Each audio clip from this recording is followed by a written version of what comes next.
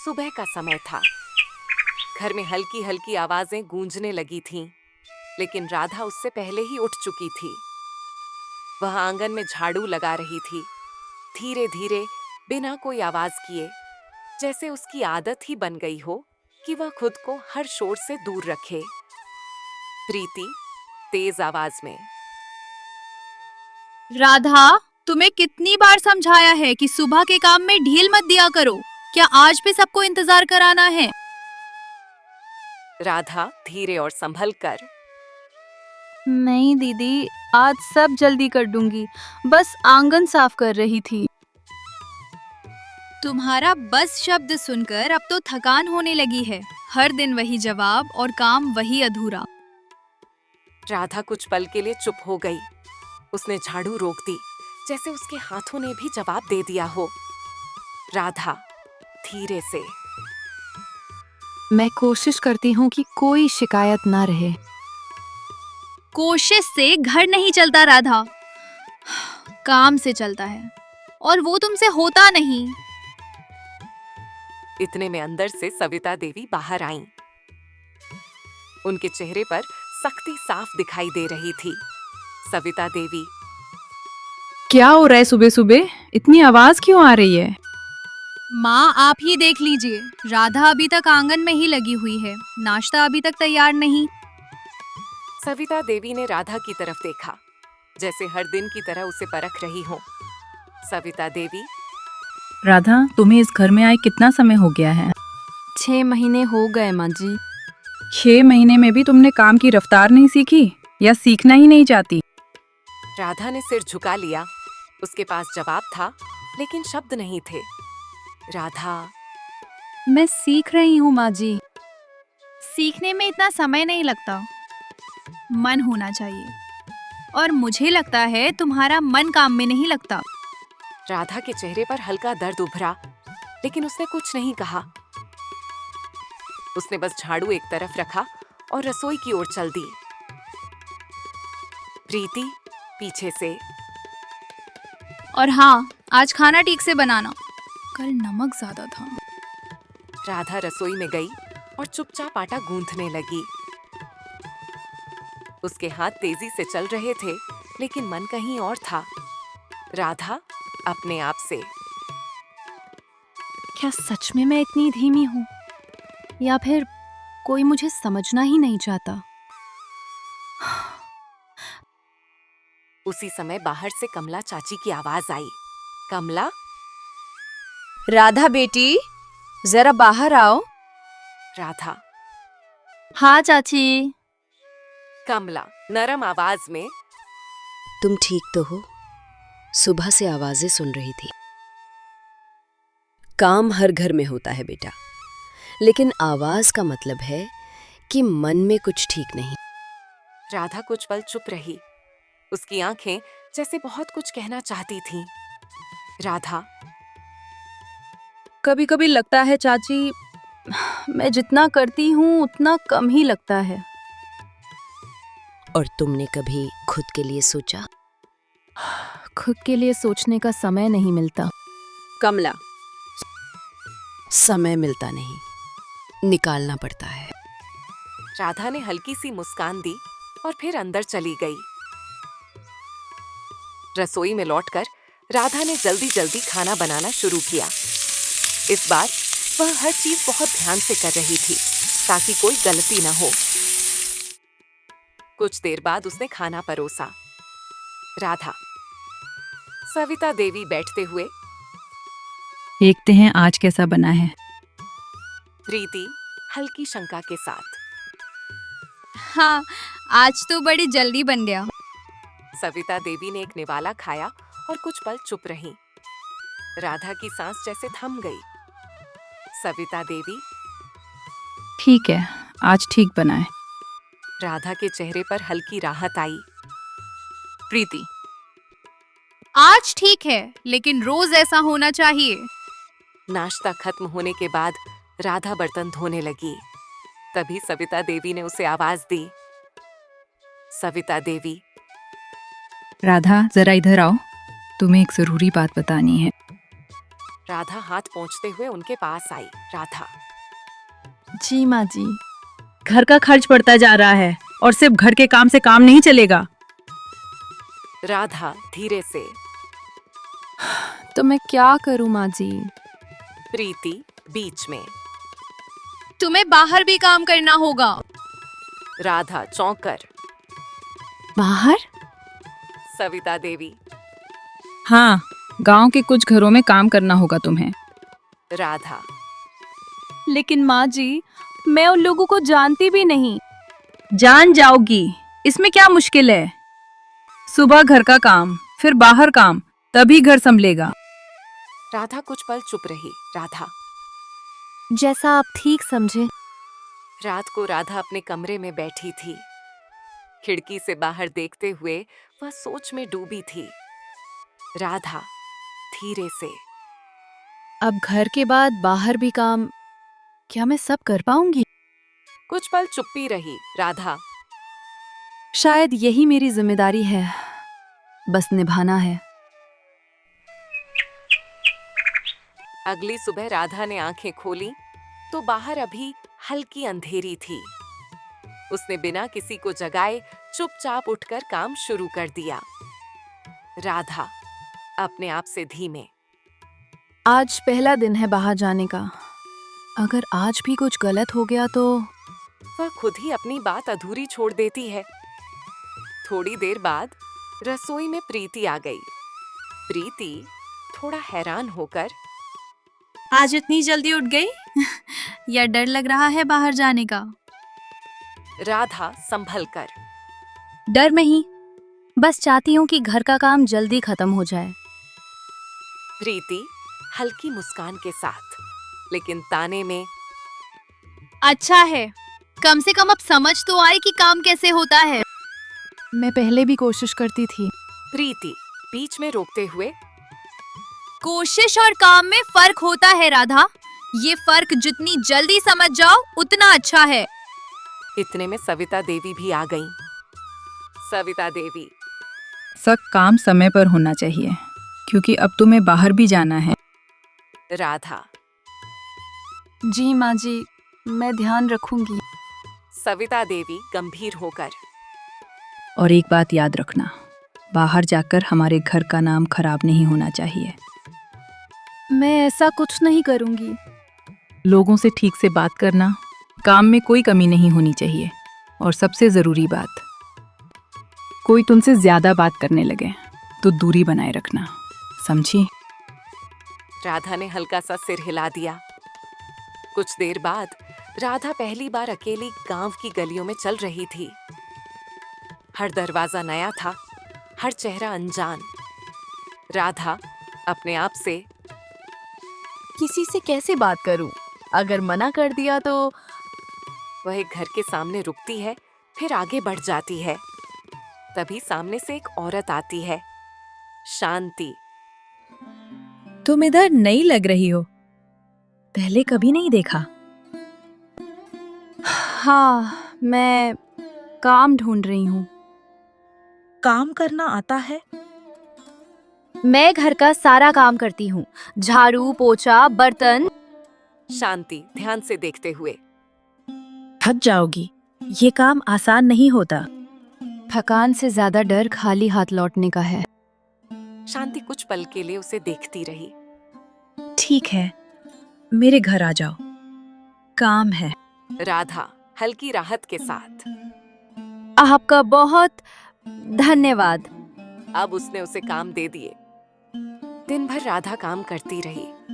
उसके हाथ लगातार चल रहे थे, लेकिन मन में एक ही बात थी, मुझे ये काम ठीक से करना है।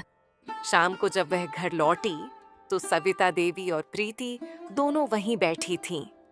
प्रीति सीधे सवाल, तो कितना कमाया? अभी पैसे नहीं मिले, महीने के अंत में मिलेंगे। प्रीति तेज स्वर में। मतलब आज भी खाली हाथ आई हो? राधा, आज पहला दिन था। सविता देवी गंभीर होकर, पहला दिन हो या आखिरी, हमें फर्क नहीं पड़ता, हमें घर चलाना है। मैं कोशिश कर रही हूँ। फिर वही कोशिश, हमें नतीजा चाहिए। राधा चुप रही। उसने कोई जवाब नहीं दिया और अपने काम में लग गई। अगले कुछ दिन ऐसे ही बीतते रहे। हर दिन काम, हर दिन थकान और हर दिन वही सवाल। एक दिन जब राधा काम से लौट रही थी तो उसने देखा एक छोटी लड़की रास्ते के किनारे बैठी और आंखों में खालीपन था। राधा धीरे धीरे उसके पास गई। राधा, तुम यहाँ अकेली क्यों बैठी हो? लड़की ने धीरे से सिर उठाया। सीमा? मैं इंतजार कर रही हूँ। किसका? सीमा। माँ का, वो काम पर गई है। राधा ध्यान से देखते हुए। तुमने कुछ खाया? सीमा ने सिर हिलाकर नहीं कहा। राधा कुछ पल चुप रही। उसके चेहरे पर दुविधा साफ थी। राधा धीरे से, अगर मैं तुम्हें कुछ खाने को दूं तो लोगी? लेकिन मेरे पास पैसे नहीं हैं। राधा थोड़ा मुस्कुराकर। हर चीज पैसे से नहीं मिलती। राधा ने अपना छोटा डिब्बा निकाला और उसके सामने रख दिया। सीमा धीरे से। तुम मुझे जानती भी नहीं, फिर भी। राधा। भूख पहचानने के लिए जानना जरूरी नहीं होता। सीमा चुपचाप खाना खाने लगी। राधा उसे देखती रही। अगले दिन राधा फिर उसी रास्ते से गुजरी। उसके कदम खुद ब खुद उसी जगह रुक गए। सीमा पहले से ही वहां बैठी थी। सीमा खुशी से। तुम फिर आई। राधा हल्की मुस्कान। क्यों तुम्हें लगा मैं नहीं आऊंगी? सीमा उदास होकर। लोग आते हैं और फिर चले जाते हैं। राधा उसकी बात सुनकर कुछ पल चुप रही। राधा। हर कोई एक जैसा नहीं होता। तभी सीमा की माँ भी वहां आ गईं। सीमा की माँ थोड़ा सख्त होकर। तुम कौन हो और मेरी बेटी के साथ क्या कर रही हो? मैं बस इसे खाना दे रही थी। कोई खाना वाना की जरूरत नहीं है हमें। किसी की मदद नहीं चाहिए। सीमा प्यार से। माँ, इन्होंने मुझे कल भी खाना दिया था। सीमा की माँ थोड़ा गुस्से में। हम गरीब हैं, लेकिन किसी पर बोझ नहीं बनना चाहते। राधा ने शांत स्वर में जवाब दिया। मैं तुम्हें बोझ नहीं समझती और ये मदद किसी एहसान की तरह नहीं है। सीमा की माँ। तो फिर क्यों कर रही हो ये सब? राधा कुछ पल चुप रही, फिर धीरे से बोली। क्योंकि मैंने भी वो महसूस किया है जब कोई समझने वाला नहीं होता। सीमा की माँ की आंखों में हल्की नरमी आई। सीमा की माँ। तुम्हारे अपने नहीं है क्या?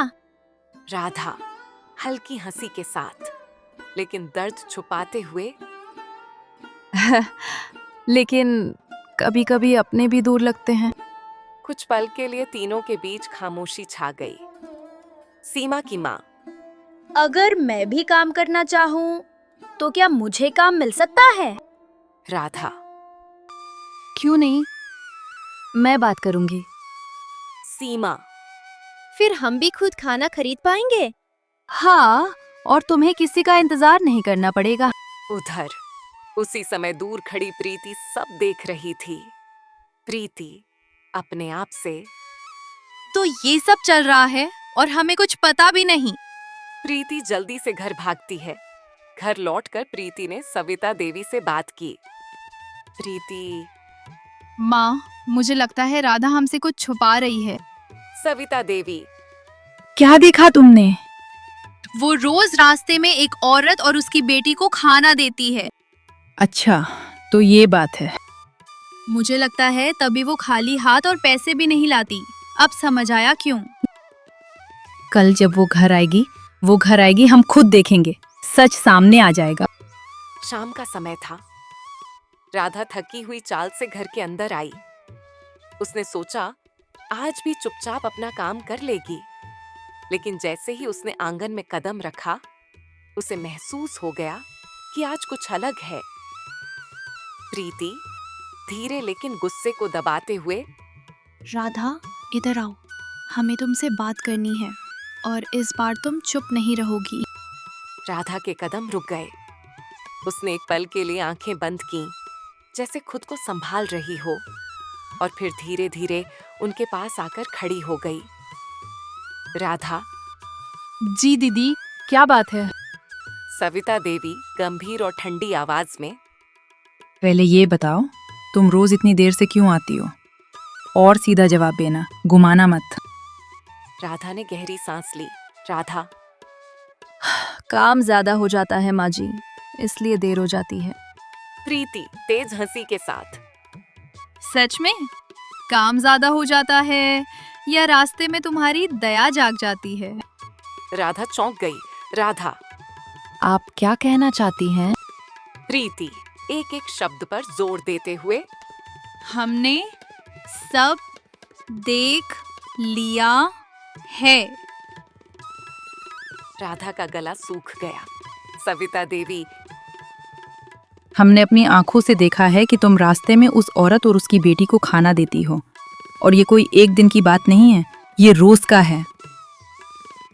कुछ पल के लिए राधा बिल्कुल शांत खड़ी रही। फिर उसने धीरे से सिर उठाया। राधा धीरे लेकिन साफ आवाज में, हाँ, मैं उन्हें खाना देती हूँ। प्रीति गुस्से से, और किसके पैसे से देती हो, ये भी बताओ। मैं अपने हिस्से से देती हूँ। सविता देवी सख्ती से, तुम्हारा हिस्सा? इस घर में तुम्हारा कोई अलग हिस्सा नहीं है। जो कुछ है सब इस घर का है, और उस पर तुम्हारा कोई हक नहीं है, समझी? राधा की आंखों में दर्द था, लेकिन इस बार उसकी आवाज पहले से मजबूत थी। राधा, अगर मेरा कोई हिस्सा नहीं है तो क्या मेरी कोई सोच भी नहीं हो सकती? क्या मैं इंसान होकर भी किसी की मदद नहीं कर सकती? मदद? तुम्हें बहुत शौक है मदद करने का, तो पहले अपने घर की मदद करो, यहाँ सब कुछ सही हो जाए, फिर दुनिया सुधारना।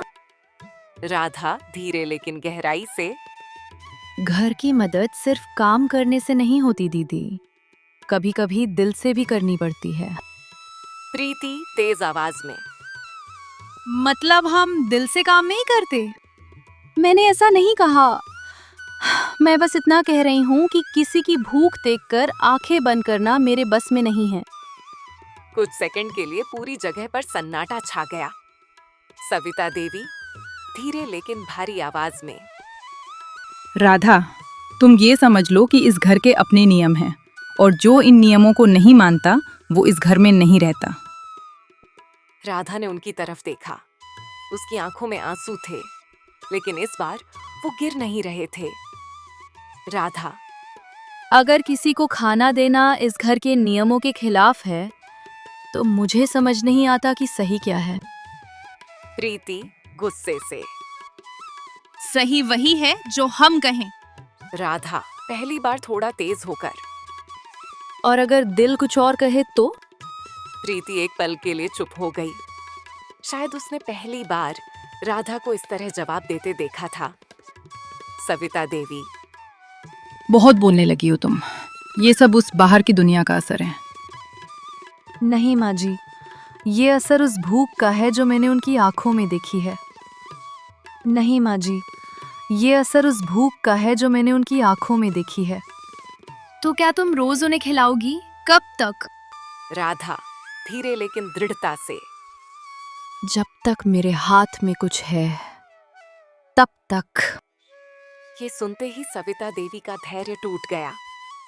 सविता देवी ऊंची आवाज में, बस अब एक बात साफ साफ सुन लो, आज के बाद तुम उस औरत और उसकी बेटी से नहीं मिलोगी और ना ही उन्हें कुछ दोगी। राधा चुप रही। सविता देवी, मैं आखिरी बार कह रही हूँ, अगर तुमने हमारी बात नहीं मानी तो इस घर में तुम्हारे लिए जगह नहीं बचेगी। कुछ पल तक वह कुछ नहीं बोली। राधा शांत लेकिन मजबूत आवाज में, अगर मुझे किसी की भूख से आंखें फेरनी पड़ी तो उस घर में रहने का क्या मतलब, जहां मैं खुद को ही खो दूं। प्रीति और सविता देवी दोनों उसे देखती रह गईं। प्रीति धीरे लेकिन गुस्से से, ठीक है, बहुत समझदार बन रही हो, अब देखना क्या होता है। उस रात राधा अपने कमरे में बैठी थी। खामोशी थी, लेकिन उसके अंदर एक तूफान चल रहा था। राधा अपने आप से, आज मैंने पहली बार जवाब दिया, लेकिन क्या मैंने सही किया? कुछ पल बाद उसने खुद ही जवाब दिया, राधा। अगर सही करने के लिए डर लगे तो शायद वो सही नहीं होता। अगली शाम राधा फिर उसी रास्ते पर जा रही थी। उसके कदम धीमे थे, लेकिन रुक नहीं रहे थे। राधा अपने आप से, आज क्या होगा नहीं पता, लेकिन मैं जाऊंगी जरूर। वो फिर सीमा की ओर गई। जैसे ही वह वहां पहुंची, सीमा दौड़कर उसके पास आई। सीमा खुशी से, तुम आ गई। मुझे लगा आज नहीं आओगी। मैंने कहा था ना, मैं आऊंगी। सीमा की माँ थोड़ी चिंता के साथ, आज तुम्हारा चेहरा थोड़ा उदास लग रहा है। सब ठीक है? राधा कुछ पल चुप रही, फिर उसने गहरी सांस ली। राधा, घर में सबको पता चल गया है। अब क्या होगा? सीमा की माँ घबराकर, तुम हमारे लिए परेशानी में मत पड़ो, हम संभाल लेंगे। राधा ने उनकी तरफ देखा। उसकी आंखों में अब डर कम और सच्चाई ज्यादा थी। राधा धीरे लेकिन बहुत गहराई से, परेशानी तब होती है जब इंसान गलत काम करता है। मैंने जो किया वो गलत नहीं है। लेकिन तुम्हारा घर, तुम्हारे अपने वही होते हैं जो तुम्हें सही करने से रोके नहीं। सीमा चुपचाप राधा को देख रही थी। सीमा, तुम हमें क्यों मदद करती हो, जबकि तुम्हें खुद इतना सुनना पड़ता है? राधा कुछ पल सोचती रही। राधा, क्योंकि जब मैं तुम्हें देखती हूँ तो मुझे अपना डर छोटा लगता है और तुम्हारी जरूरत बड़ी। सीमा की माँ की आंखों में आंसू आ गए। सीमा की माँ, हमने जिंदगी में बहुत लोग देखे, लेकिन तुम्हारे जैसे बहुत कम।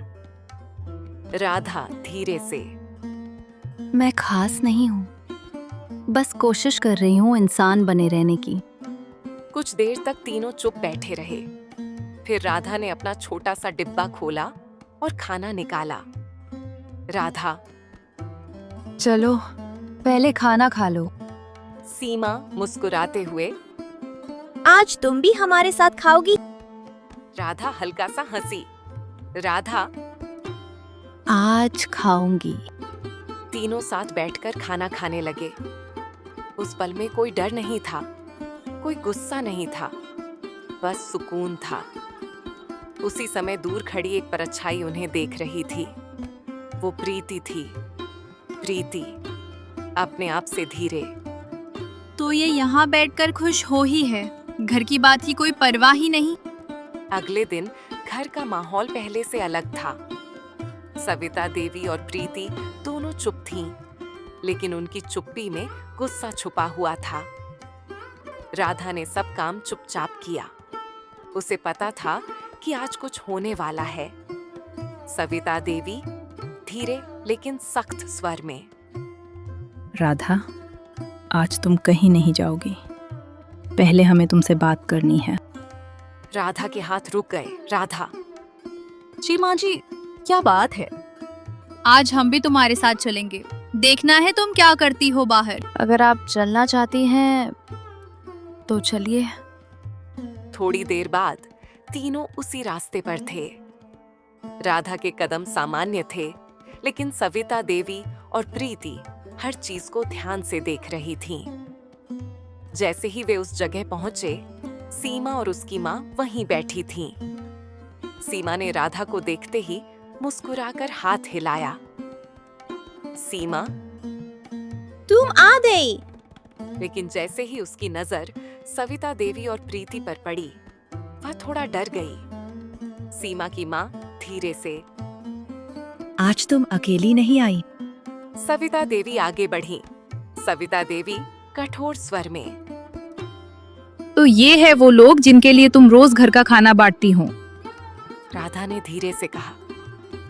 हाँ माँ जी, ये लोग दिल के साफ हैं। प्रीति तीखे स्वर में। तुम्हें शर्म नहीं आती? अपने घर वालों से छुपाकर ये सब करती हो। हमने इनसे कुछ नहीं मांगा। अगर हमारी वजह से परेशानी हो रही है तो हम अब कुछ नहीं लेंगे। राधा तुरंत आगे आई। नहीं, आप ऐसा मत कहिए। फिर उसने सविता देवी की तरफ देखा। राधा धीरे लेकिन गहराई से। माँ जी, ये लोग मांगते नहीं हैं, मैंने खुद दिया है। और क्यों दिया, क्या जरूरत थी? क्योंकि इनकी हालत देखकर मैं खुद को रोक नहीं पाई। आप मेरी बात समझे? और हमारे बारे में नहीं सोचा, और हमारे बारे में नहीं सोचा, खुद के लिए में ही सोचते रहते हो क्या? राधा कुछ पल चुप रही। फिर उसने पहली बार सीधे उनकी आंखों में देखा।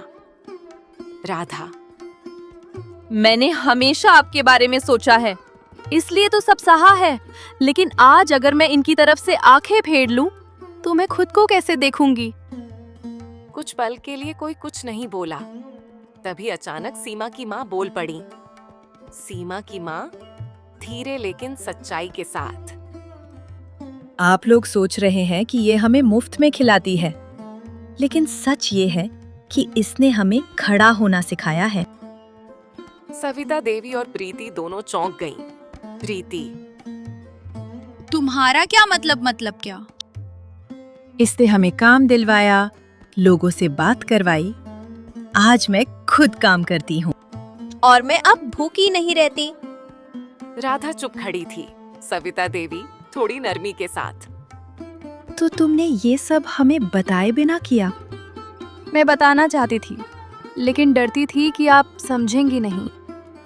प्रीति कुछ सोच में पड़ गई। वो मैंने अपने हिस्से से खर्च किए और बाकी काम के पैसे महीने के अंत में मिलेंगे। सविता देवी की आंखों में पहली बार कठोरता कम हुई। सविता देवी धीरे से। और तुम ये सब करती रही बिना कुछ कहे? क्योंकि मुझे लगा सही काम के लिए इजाजत नहीं, हिम्मत चाहिए।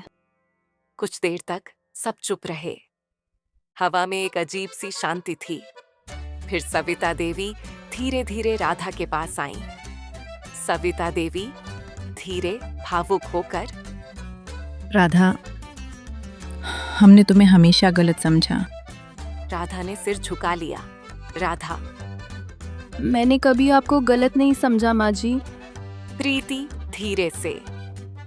हम सोचते थे तुम घर का काम ठीक से नहीं करती, लेकिन तुम तो घर से बाहर भी जिम्मेदारी निभा रही थी। मैं बस अपना कर्तव्य निभा रही थी।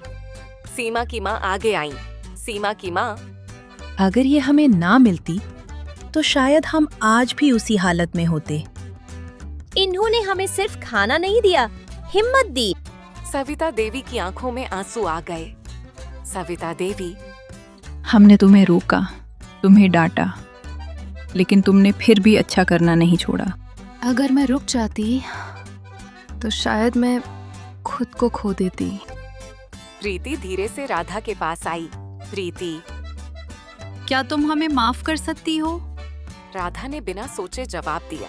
राधा, माफी की जरूरत तब होती है जब दिल में शिकायत हो, और मेरे दिल में आपके लिए सिर्फ सम्मान है। कुछ पल के लिए सबकी आंखें नम थीं। सविता देवी दृढ़ स्वर में। आज से ये घर सिर्फ हमारा नहीं, इनका भी है। सीमा और उसकी माँ हैरान रह गईं। सीमा की माँ, नहीं, हम आपका बोझ नहीं बनना चाहते। तुम बोझ नहीं हो, तुम अब हमारे अपने हो। राधा ने पहली बार सुकून की सांस ली। प्रीति हल्की मुस्कान के साथ। और हाँ राधा, अब तुम हमें भी सिखाओगी कि दूसरों के लिए कैसे जीते हैं। राधा मुस्कुराकर। ये सिखाने वाली चीज नहीं है, ये महसूस करने वाली चीज है। सीमा खुश होकर बोली। सीमा, तो अब हम सब साथ रहेंगे? हाँ, अब कोई अकेला नहीं रहेगा। अंत में राधा ने आसमान की तरफ देखा। राधा धीरे से। शायद आज मेरी चुप्पी ने सच बोल दिया।